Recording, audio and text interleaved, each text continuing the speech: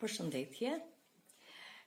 Një nga shqetësimet e shpeshta për të cilat prindrit paraqiten në klinikat pediatrike janë dhimbjet e barkut, kur gjendja është e mirë dhe nuk shoqërohen me shenja të tjera, përveç se me çrregullime të gjumit ose një prurit, kruarje në anus, ose dhe urtikarje, rrallëherë shoqërohen me urtikarje. Në të tilla raste, kemi të bëjmë me parazitët e zorrëve. Fëmijët preken shpesh nga infeksionet parazitarëve të zorrëve, helmintet, që quhen në gjuhën mjekësore. Ato më të përhapurat në të gjithë botën janë klasa e nematodeve, ku bën pjesë askaridet dhe oksyuret.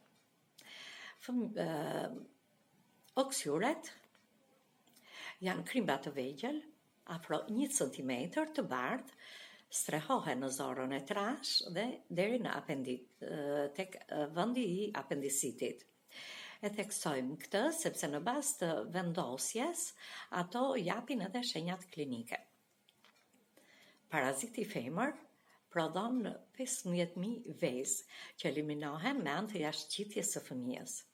Njeriu infektohet nga gëlltitja e vezëve që ndodhen tek thonjtë e palar, te dorezat e dyerve, tek plurat që ngrihen në ambient, në ambientet kolektive, në kopshte, shkolla, çerdhe edhe në konvikte.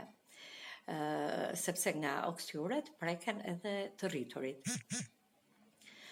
Brenda një muaji, larva e gëlltitur formon krimbin e rritur me të gjithë çrregullimet që sjell ky infeksion. Pra, dhimbje barku, siç e tham, kruarje në anus, urtikarje dhe çrregullime të gjumit. Mjekimi është shumë i thjeshtë me sirupe antiparazitare, antihelmintik, helmintox është më i thjeshti që gjendet nëpër farmacira ose mund të merret dhe duke u këshilluar me mjekun tuaj të patronazhit. Për t'i parandaluar këto, theksohet higjenë e lartë e duarve, prerja e thonjve shkurt, klorinimi i dyshemeve, uturakëve në çerdhe dhe nga ana e prindit duhet çdo ditë t'ia ndroj veshjet e brendshme fëmijës, sepse pa dashur natën kruhet dhe vet infektohet. Rruga e transmetimit pra është fekalorale. Nga thonjt fut sende në gojë, fut ushqime me duart palara dhe i merr vezët e këtij oksyuri. Askaridet jetojnë në zorët e holla. Kjo bën që larvat e tyre të jenë më të penetrueshme nga duodeni, do me thënë, direkt mbas stomakut, ato porthiten, kalojnë në gjak, larvat, që janë qelizore, nuk duken me sy, shkojnë në mushkëri duke shfaqur shenjat klinike të një bronshiti astmatik. Disa forma mund të shfaqen edhe me urtikarje ose me çrregullime të urinimit. Në raste të rralla, larvat mund të jenë një nga shkaktarët, thon autor të ndryshëm, edhe përgjegjëse për epilepsinë.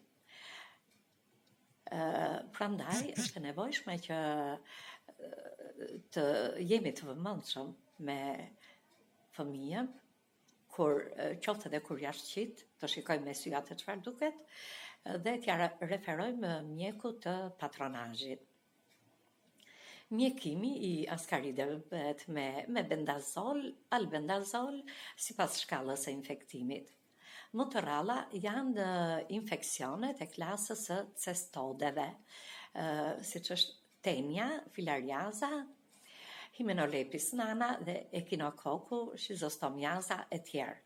Edhe këto janë infeksione që jo kaq të përhapura sa dy të parat, por parandalimi i tyre